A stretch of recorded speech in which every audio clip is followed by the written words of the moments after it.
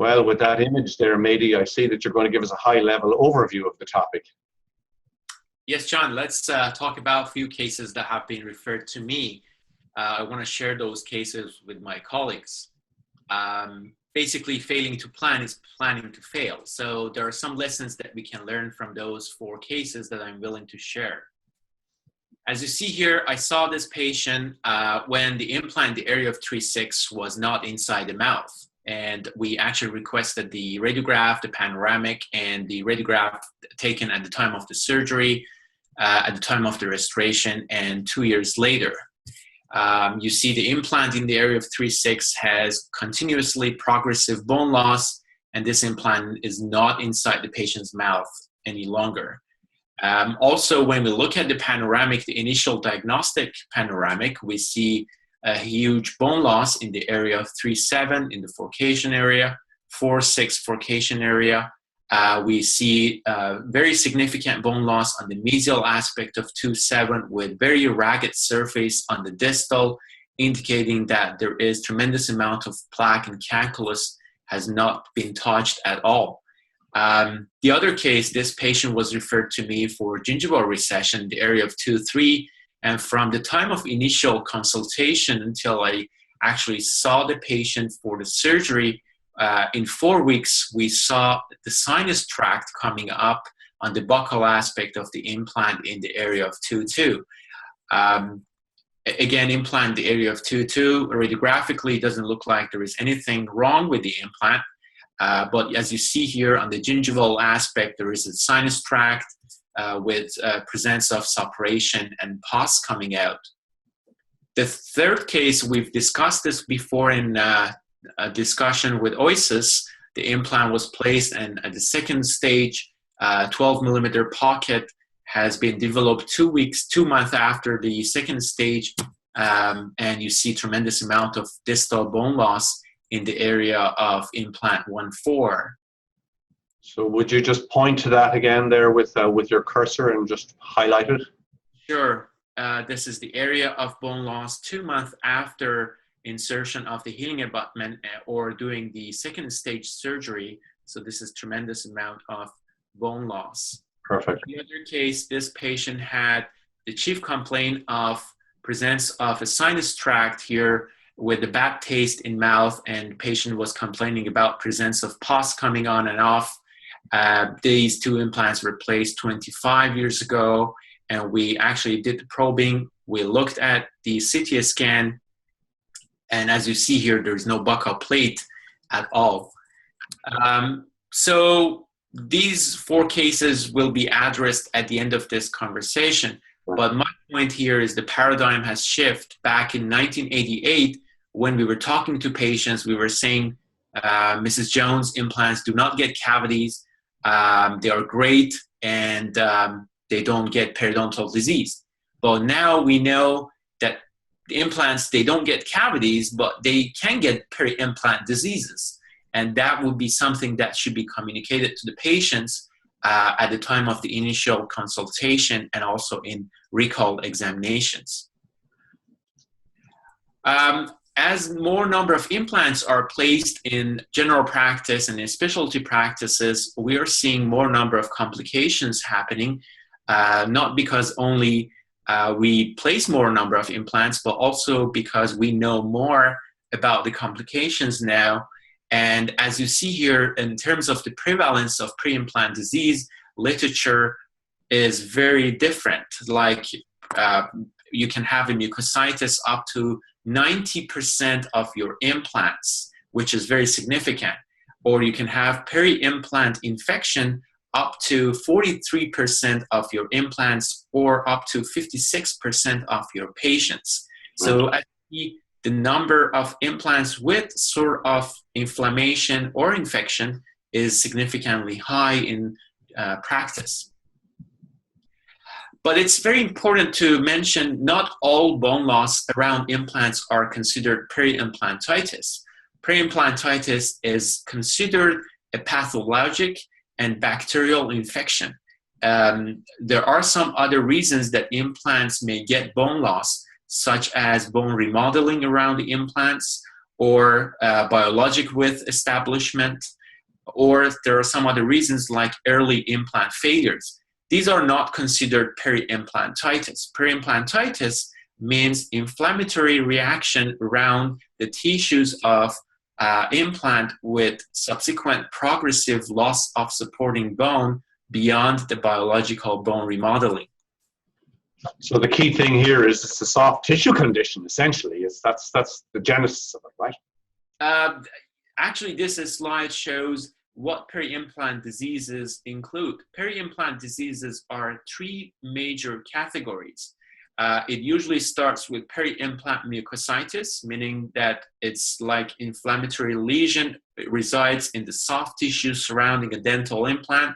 The clinical presentation of this condition is usually bleeding on probing. We can say it's equivalent to gingivitis. Peri-implant mucositis incidence prevalence can be up to from 50% to 90%, depending on different studies. But the major issue is at this stage, we still do not have progressive bone loss around the implant. So the inflammation is limited to the soft tissue supporting the implant. As the disease or as the infection progresses, we are going to start seeing the inflammatory reaction extending to the bone around the implant. And at this point, you will get bone loss around your implants. The prevalence of marginal peri-implantitis or crestal peri-implantitis can be from 12% to 50% of implants, depending on different number of studies. The clinical presentation of peri-implantitis or marginal peri-implantitis is bleeding on probing, deep probing depth, and radiographic bone loss. So when you look at your implant and you see the bone loss beyond the physiologic remodeling that usually happens over the first 2-3 months after insertion of the implant, this is considered marginal peri-implantitis. There is another disease that it's rarely talked about, and that's considered apical peri-implantitis or retrograde peri-implantitis. And the prevalence is about 1.6 to 2.7%. And it's very similar to periapical chronic periodontitis. It's a symptomatic periapical lesion that normally develops shortly after insertion of the implant. And interestingly, the crestal bone remains intact, and the periapical bone around the implant is going to be lost.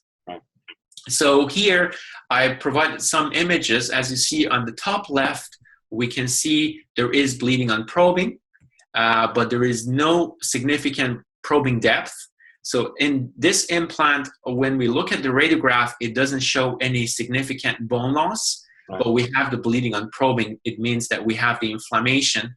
And as you see, there is no loss of attachments, but inflammation exists. And this is defined as peri-implant mucositis. As opposed to here, we can see we have deep probing depth up to 9 millimeter. And radiographically, we can see the radiographic bone loss on the distal aspect of the implant, which has happened on the crestal aspect of this implant. This is considered marginal or crestal peri-implantitis. This image here shows the apical peri-implantitis or retrograde peri-implantitis. As you see here, the crestal bone remains intact and osseointegrated, but the apical bone is lost. There are so many reasons have been defined as the causes for this phenomena.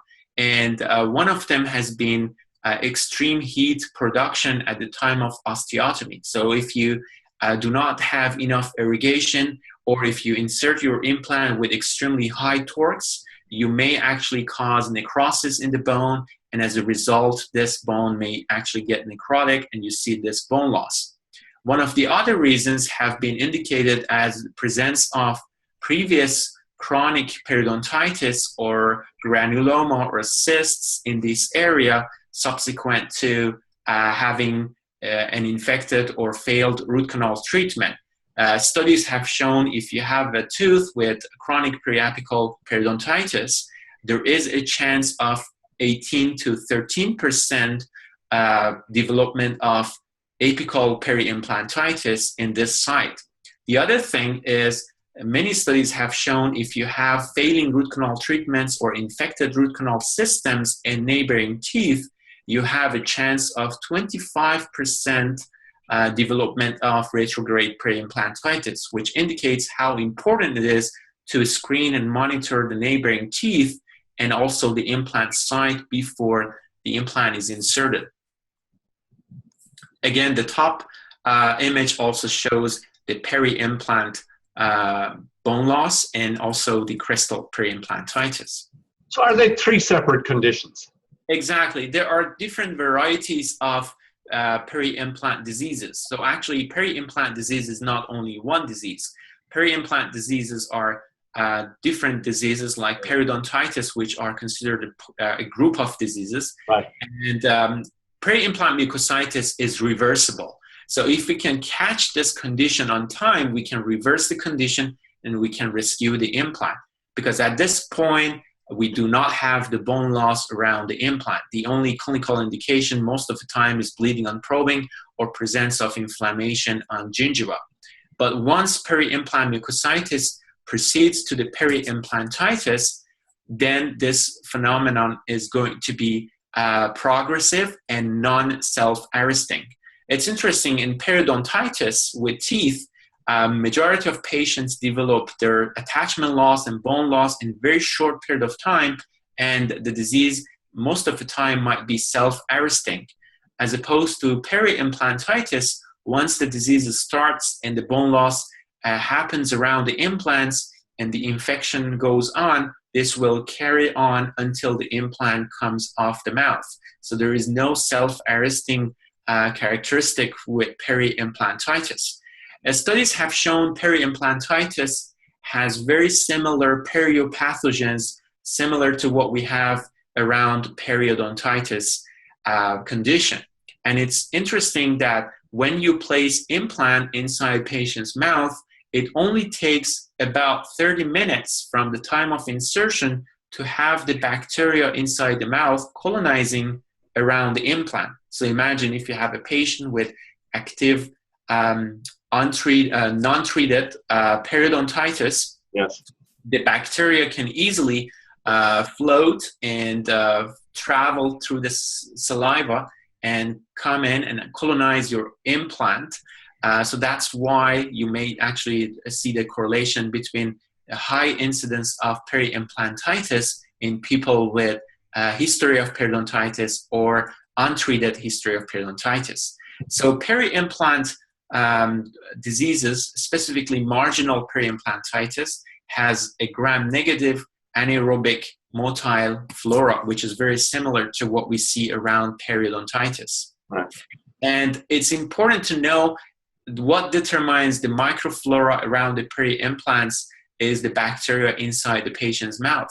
So if you have a case with history of periodontitis, if you have a patient with periodontal disease, that type of bacteria can actually affect the implant as well. So if they are losing teeth because of the bone loss, because of the periodontal diseases, then there is a very high possibility that they lose the implants because of the same phenomena. This is actually a consensus report by 6 European workshop on periodontology back in 2008. They defined some risk indicators for clinicians to come up with a formula that if you have these conditions, you should warn your patient and you should be aware of higher incidences of peri-implant infection. So the first one is poor oral hygiene or biofilm. There is an odds ratio of 14 times higher rate of implant failure and infection. It actually makes sense. If patient is not able to take care of their teeth, obviously they are not able to take care of their implants either. The other thing is exposed threads. So if we have very minimal bone at the site of implant and the bone resorbs slowly and gradually, you will get the rough surface, very porous surface of implant gets exposed to the oral cavity and would be colonized with the bacteria.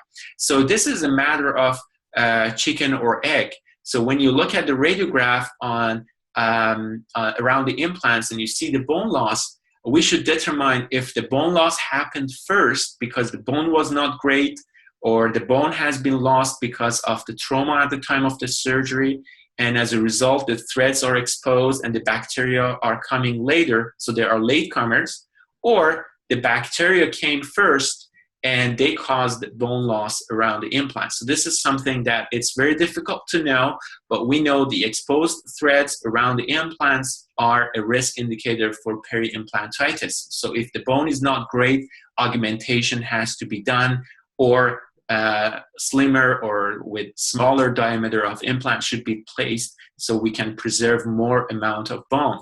The other thing I talked about is history of periodontal diseases. Studies have shown people with several pockets greater than 5 millimeters.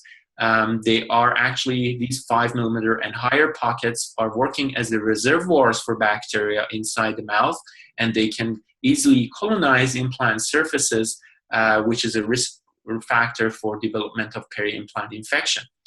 Smoking is a risk factor for periodontal disease as well. Poor diabetes. There are some studies about the alcohol, and also some studies have shown some people may develop more tendency to develop peri-implant infection because of their genetic traits. But these are all risk indicators. They don't mean that these are risk factors, because we haven't actually have a sort of cause-effect relation between these elements, but they are important to be understood and taken into consideration when we're planning for implant dentistry. I would like to draw your attention to this slide, because I think these are more and more common things that are happening, and these are things that are preventable in clinical practice, like cementation. Cementation is a huge problem now because people, dentists, tend to cement the implant crowns very similar way that they cement crowns over teeth, but implants are not teeth. We know teeth have Sharpie's fibers, they have transeptal fibers that are perpendicular to the root surface, and they prevent majority of the foreign objects from going further apical, as opposed to implants do not have any Sharpie's fibers, do not have any transeptal fibers. And if you put lots of cements and you push your cement down, this will go until it gets to the crest of the bone. This area never gets cleaned, and this works as a permanent calculus with subsequent bone loss. And also the implant position is very important. These days, we should actually try to use the custom-made CAD/CAM abutments. By having patient custom-made CAD/CAM abutments, we can design the margins of our implant crown 0.5 millimeter apical to the gingival margin. As opposed to using the stock abutments, you have to go very deep in some occasions, and this would be the problem. As you see, we have cements, and obviously subsequent bone loss, which will cause this implant to fail for sure. The other thing is about the prosthetic components.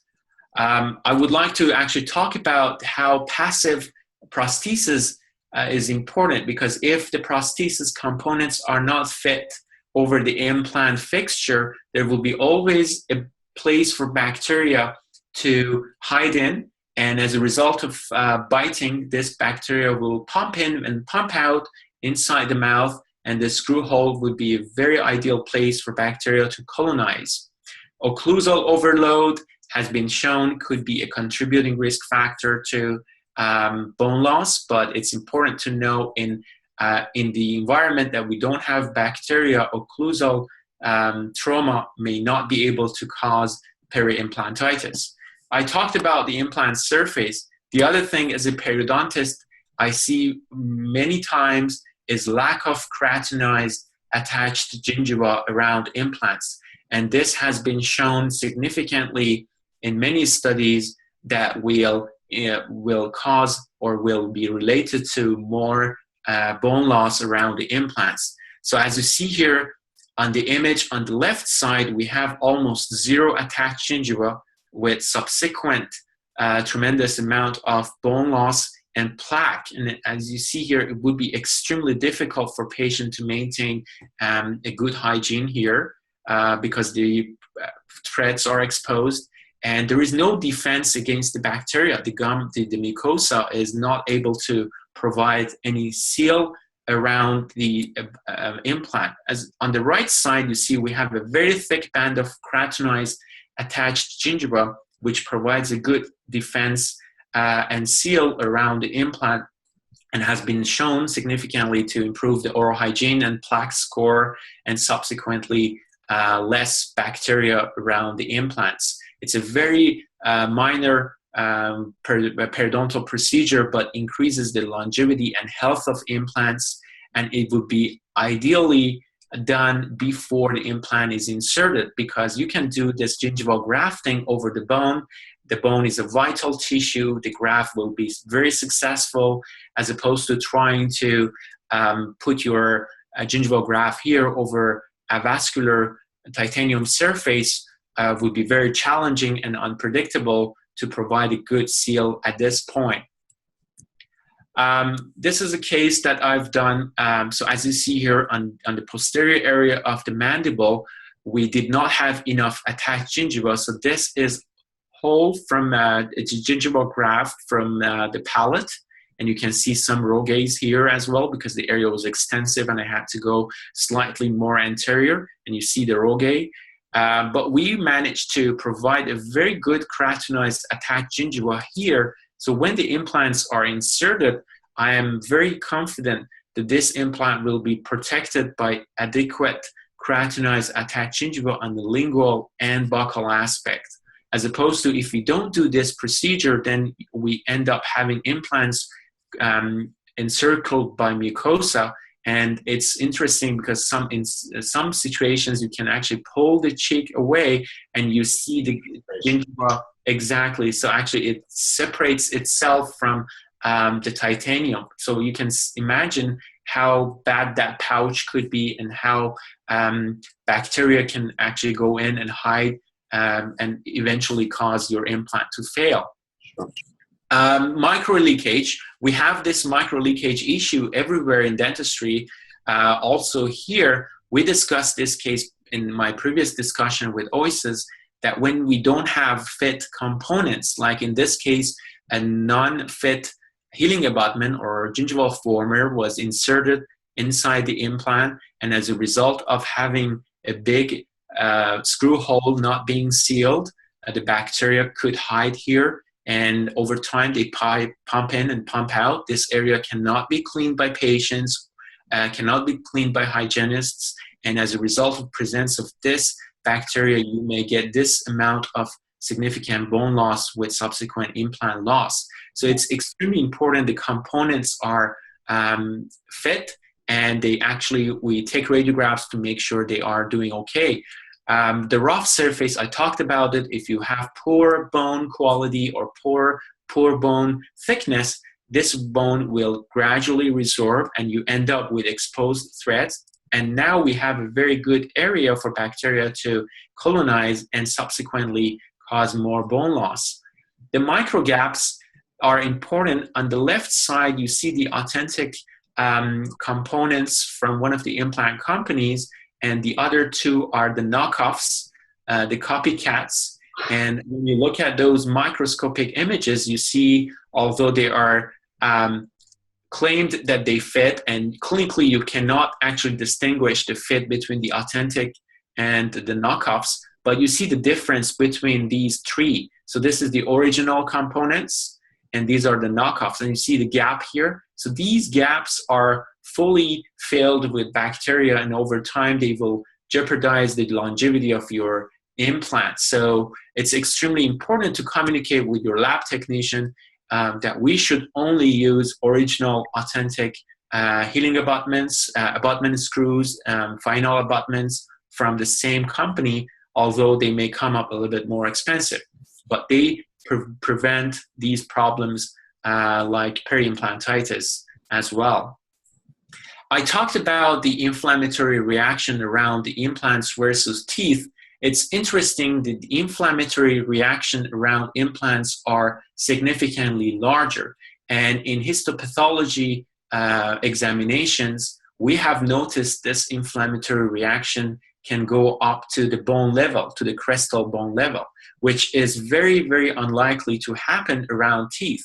So the inflammatory reaction cannot be very close to the crestal bone in periodontitis, but in peri-implantitis, because there is no Sharpie's fibers, there is no transeptal vertical fibers, these inflammatory reaction can go significantly close to the crestal bone, and as a result, you will get bone loss. Right. So that's very important. This shows the difference between implant and tooth. You see the tooth root surface, the Sharpie's fibers, the transeptal fibers, Sharpie fibers, transeptal fibers. These are all protecting this bone, as opposed to the implant. They are all parallel, and that's why the inflammatory reaction can go beyond the crestal bone.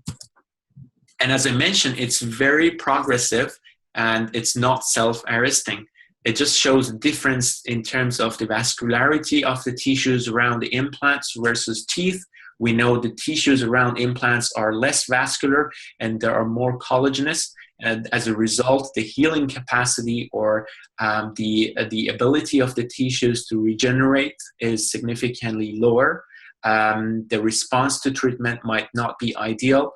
And also I spoke about the fibers attachments and even the different types of fibers around the implants. So again, as you see here around the teeth, we have different variety of fibers that protect the tooth and protect the crestal bone from biofilm and bacteria inside the mouth, which we do not have it with that extension around the implants. Again, peri-implant bone loss increases with time. This is no-brainer. It will not stop and it will go on until the implant will fail. As a clinician, what we have in terms of diagnosis of peri-implant diseases, the first thing is implant mobility. If you have a mobile implant, we have to first identify if this mobility comes from the crown of the implant or the implant fixture. There are many occasions that the mobility is from screw loosening. So we have to make sure the implant crown has not been loosened.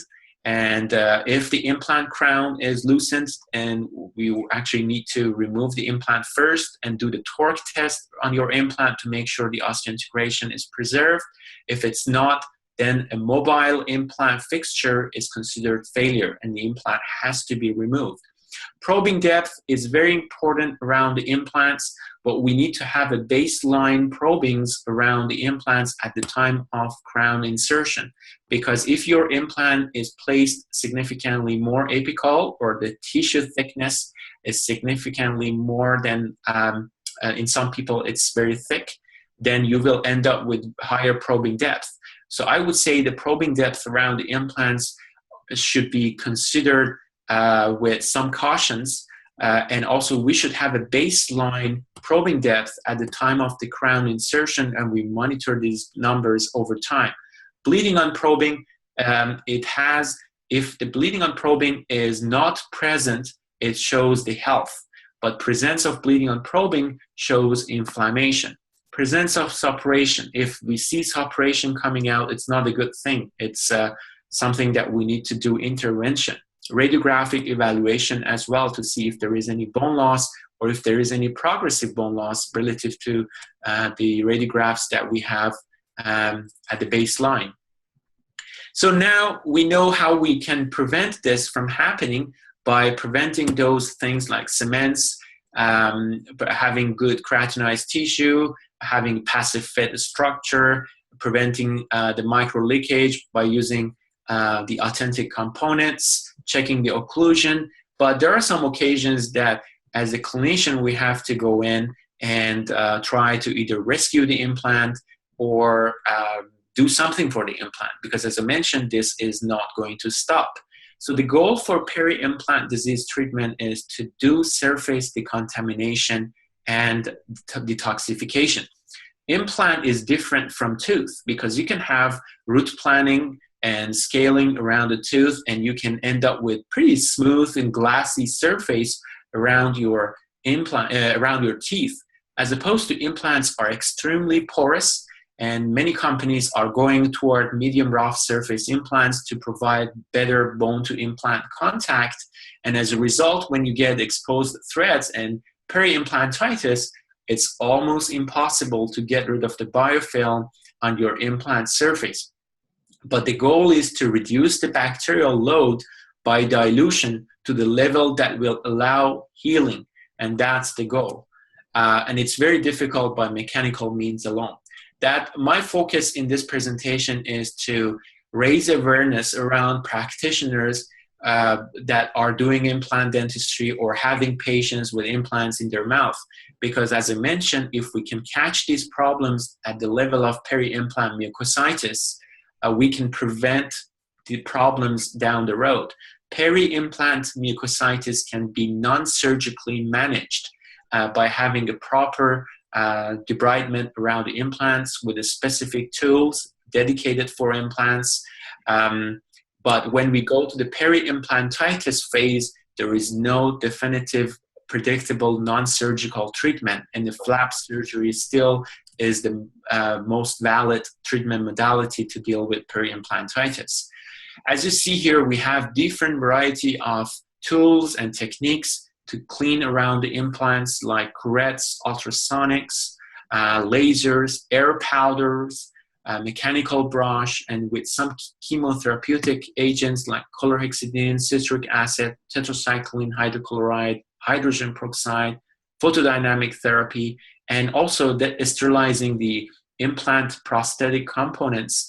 But still, we do not have the best technique to decontaminate and detoxify around the implants. In your practice, what tend to be the top treatment choices there? In my practice, for cases like peri-implant mucositis, what I do is non-surgical treatment. And what we do, we use a variety of hand instruments like curettes, titanium curettes, because we should not use any stainless steel curettes that we use around teeth, around implants. We will cause more scratches and more problems around the implants. So titanium curettes or carbon curettes. I'm not a big fan of plastic curettes because, in my opinion, they don't do that much in terms of removing the tenacious plaque. Also, I introduced the air powder abrasive ProfiJet. There are some products like Air PerioFlow from Hufridi, which has a very small nozzle, and the nozzle can go up to 5 millimeters below the gingival margin, and it sprays air, water, and glycine powder, which can disrupt the biofilm, based on many studies, more effectively than ultrasonics and hand instruments. We also do some cases photodynamic therapy, like PerioWave, which is a sort of a solution that would be activated by low energy laser, which has been shown produces some radicals to kill the bacteria. But as I said, we always want to combine whatever we have, because we know none of these techniques or solutions or materials are sufficient on their own. It's important to know the many questions that we get from our referring dentists. When you see bone loss around your implant, can you confidently say you will get re-osseointegration around your implant? So you may open up the flap surgery, you may do bone grafting, but are you confident that that bone graft will be attaching to your implant surface? Well, this has been studied several times by different authors, different researchers. There are some animal studies that have shown you can get up to 80% of your cases re-osseointegration, but we cannot generalize the conclusion of this study to every implant surface, every different conditions. I would say we don't know. It's very controversial, and there is no conclusive evidence showing that you will get re-osseointegration.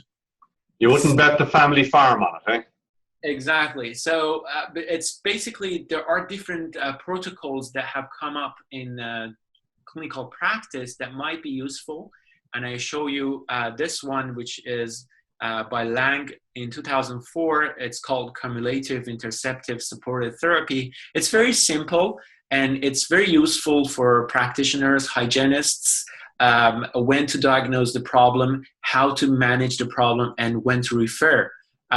So basically, if you have probing depth less than 3 millimeter or equal to 3 millimeter, and there is no probing, there is no bleeding on probing, you don't need any treatments. So your implant is in the health condition.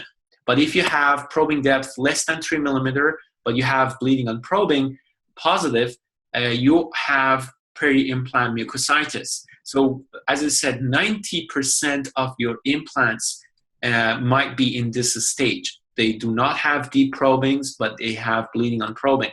And we have to do treatment here. Mechanical debridement, air abrasive polishing, it should be considered.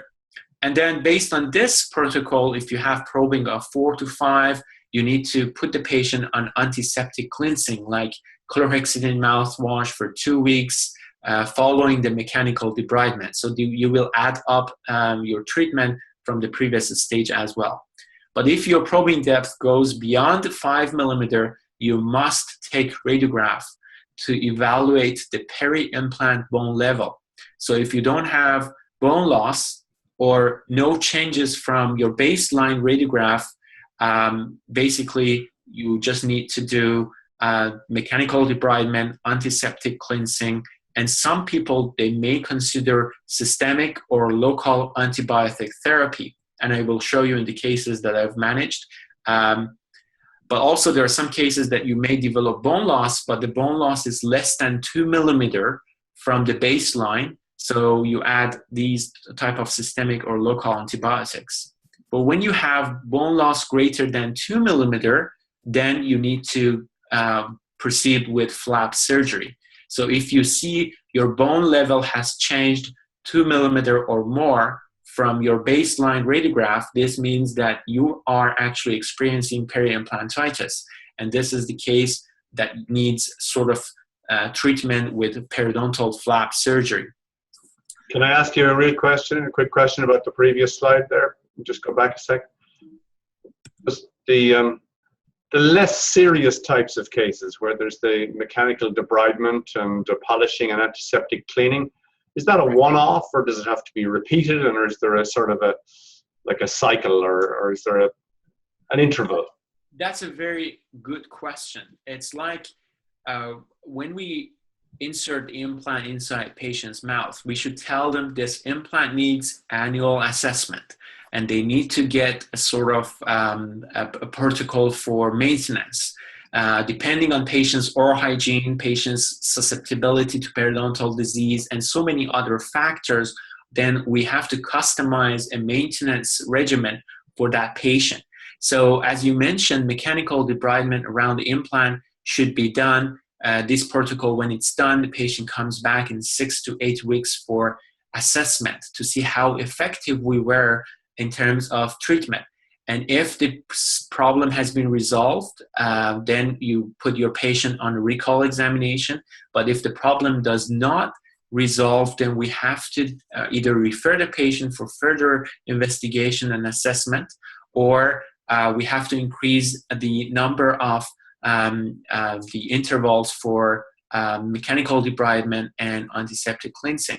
My point is we should not be afraid of touching implants, because in general practice, specifically those practitioners that refer patients for implant surgery or crown, or the hygienists may be afraid of touching implants because they may actually think that they may destroy the implant by doing proper maintenance, proper cleaning. My suggestion is, as long as we use the proper instruments that we should have in our practice, we should not be shy of going around the implants and deal with the problem at the very earliest stage. But clearly you have to have the right instruments and you have to know how to use them. Exactly. So that's very, very important. And we have to look at the patient's mouth, because sometimes the implants may not be distinguishable from natural teeth. So We want to check our records, radiographs to make sure before we use the stainless steel curettes or regular ultrasonic tips. Right. We want to identify which structures are implants, which structures are implants. So in my practice, I have a sort of a protocol that I use in order to deal with peri-implant problems. And I start from here. The first thing I will look at is mobility. If I see mobility around the implant, I will remove the implant. And if that mobility is related to the fixture. If the implant is not mobile, I will look at the probing depth. And if the probing depth is less than 5 millimeter, I will look at the BOP. If the BOP or suppuration is present, but my probing is less than 5, I'm dealing with mucositis. So the treatment is non-surgical treatment and antimicrobial remedies or therapies. But if I do not have any bleeding and probings are less than 5, obviously we have a healthy implant. But if your probing depth is 6-7 millimeter within this range, then you will look at your radiographic bone level. So you certainly need to get a radiograph when you have an implant with 6-7 millimeter probing. And if you see you have less than 2 millimeter bone level changes relative to your baselines, then this would be considered mucositis. And again, you start with non-surgical treatment and antimicrobial therapy and further follow-ups with the patient. If you see more than 2 millimeter bone loss, or if you notice that this bone loss is progressive, then open flap debridement and the implant detoxification, decontamination is important. In terms of the surgical management, some people, they may say, okay, we do flap surgery and then we do bone grafting, but we cannot do bone grafting in all cases around peri-implantitis.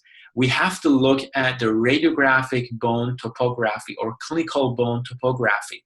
If you have a sort of a well-shaped, funnel-shaped defect or sort of a suturization around your implants, the apical portion of this defect might be amenable for regenerative therapy.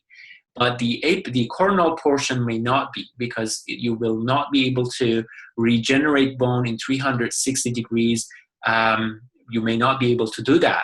It's very, very unpredictable. So you may end up doing some implantoplasty. So you decide to apically position your flap, so expose more of your implant surface with the expense of compromising aesthetics, which is manageable in posterior area, but you will have healthy probing depth around your implants and you make sure there is no reservoirs for bacteria. Or if you see the defect is amenable for regeneration, you can consider regenerative therapy during this procedure. I'm very focused on keratinized attached gingiva because in my own practice, I see more number of problematic implants with inadequate keratinized attached gingiva. So if that's not sufficient, we will produce that around the implants before or after doing the peri-implant surgery, depending on how you manage your protocol. If your implant has greater than 8 millimeter probing depth and you see more than 50% radiographic bone level loss, then this case is a very significant peri-implantitis, and then you have to choose between two options. One would be explantation, remove the implant, or and also obviously grafting and starting again from scratch, or you consider rescuing the implant with much significantly less chance of success because you've lost more than 50% of your implant bone level. The most important thing here, in my opinion, is this statement from Dr. Stuart Forum is while there is no evidence suggesting which is the most effective treatment for peri-implant disease, that doesn't mean that currently used treatments don't work. So that's very important. We cannot say predictably we can treat all implant cases because there are so many factors working like implant surface, patient's immune reaction, the protocol of the surgery, but we know there are some cases that we can rescue the implant. So now I want to talk about the case that I showed you. This was the second case that I showed you. This patient was referred originally for gingival recession in the area of 2-3. We had 6 millimeter gingival recession. And from the initial visit to the time that we were preparing for the surgery for the connective tissue grafting, patient called our office and patient was complaining about a gum boil. So patient came in, I took this radiograph and you see the sinus tract and this operation is present. When I poke it, the pus is coming out. We took a radiograph here and it's very evident in this radiograph, the implant has been inserted too deep. One of the problems with very deep implant insertion is you will have a very deep pocket to start with. And we know deep pockets means bacteria not being cleaned. It's very difficult for patient to clean here.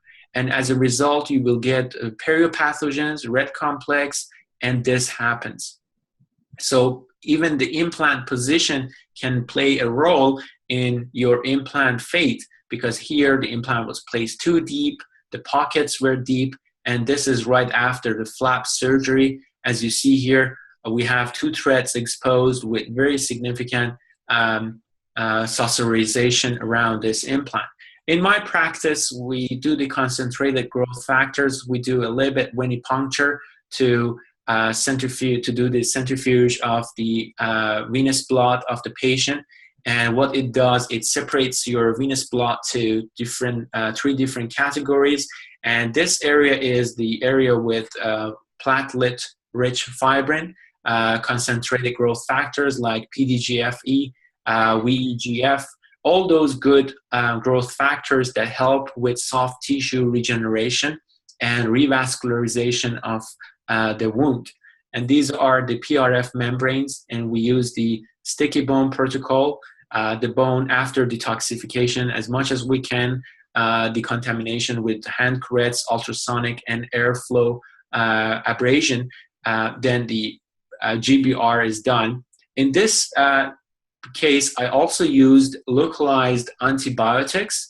Aristin is minocycline hydrochloride, 1 milligram is it's with high concentration, and it has been shown in some studies that it can be more effective when it's added to the scaling and root planning relative to scaling root planning alone. So many studies in periodontitis have shown adding this locally administered antibiotic can have a better outcome relative to scaling root planning. And this is the unit that I showed you. It's actually injects high intensity air and water and powder to disrupt the biofilm below the gingival margin. So we saw the patient, and this case, this is about 4 weeks after the surgery. So as you see here, I also did the connective tissue grafting at the same surgery to achieve the root coverage. So I assume that this surgery has gone very successful because we managed the infection. The gingival margin looks healthy. There is no sinus tract, and we got a very good root coverage here. And as you see here, because of the resolution of inflammation, we got a slight amount of gingival margin recession around the implant. This should have been communicated and has been communicated with the patient. It's important every time we do a flap surgery around implants in particular, we warn the patient there is a risk of gingival recession around the implant and neighboring teeth. Do you expect that papilla to get any better looking over time? I'm expecting, I saw this patient actually 4 weeks after this for supportive periodontal therapy, and this actually has improved significantly. We are expecting the papilla come back again within the first year, but this has been very clearly communicated with the patient that the final position of the gingival margin around the implant might be slightly more apical relative to where we started from. And as a result, there might be a need for crown replacement and so on and so forth. But peri-implant diseases are a health concern because we are dealing with deep pockets, bacteria, And we know many studies have shown significant association between bacteria in the oral cavity with systemic diseases. I discussed this case before in the previous discussion we had in this platform. I don't want to actually spend more time. This implant, as a result of poor fitting, healing abutment, we got distal bone loss. Unfortunately, this implant did not take, or the integration failed. We had to remove the implant and do the GBR and go later on with a new implant, a new procedure.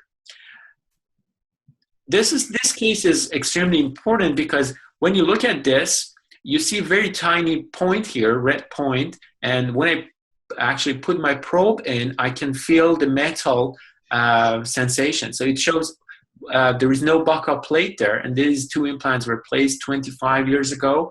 And back then, I believe the concept was to put the implant exactly where the tooth was. But now we know that implants are going to be inserted more palatally to preserve the gap between the implant and the crestal bone and on the buccal plate to actually be able to get some bone regeneration in the gap. So these two implants, again, we raise the flap, and this is what we see on periodontal flap surgery. As you see, there is absolutely no buccal plate in this area. And well, I wasn't very confident to do bone grafting around these implants because I didn't know the implant surface. I didn't know if this implant surface is amenable for regeneration. And as you see here, the bone loss goes all the way apical to the implant surface. So what we did with piezo surgery, ultrasonic, I made the trough and tried to remove these implants. This area is extremely important to be taken care of surgically because the bone is very thin. The premaxilla is very fragile, and you want to minimize any forces. So it took me about 45 minutes to 50 minutes to remove these two implant fixtures because they were osseointegrated from the palatal and mesial aspects and distal aspects. So you have to go and make a trough with your piezoelectric surgery. And then 6 weeks after, we raise the flap, and you see a huge bone deficiency on the buccal aspect. So this bone needs augmentation. So we did the guided bone regeneration with the periosteal scoring to be able to provide primary closure. This is my collagen membrane over the allograft. And as you see here, this is 6 months after, and you see the difference here. This is before and this is after. And now we have adequate bone thickness to be able to start again for insertion of two implants. The bone is vital, it's bleeding, and it's showing that this is good quality bone. My surgical stents and my guided drills to insert two implants. The implants have been placed on restoratively driven way, and certainly my colleague has placed these two implant crowns. We established the health around these two implants by providing adequate bone and starting again. As I said, peri-implant diseases are not always manageable by rescuing the implants. There are some cases it would be significantly better to the patient's health if we take them out and we start again. This is something that I want to bring it up because it has been shown. This is the way that I communicate with my patients about the pockets and periodontal disease in my practice. Because when I talk about deep pockets, bleeding, people, they don't have pain. Some people, they say, Dr. Noroozi, I don't have any pain. There is no discomfort. Why I should be worried about deep pockets? Why I should be worried about bleeding? And this study is very, very important. And I have this print in my practice, and I show them in a patient with multiple 5-6 millimeter probing depth when you have a generalized moderate periodontitis. If you calculate all those tiny bleeding areas of your pockets, it can be as big as the surface of palm of hand.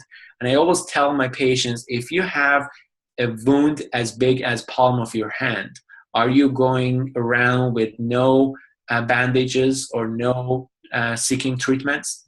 This is exactly what's happening, because many people, they don't know how pockets can affect their general health.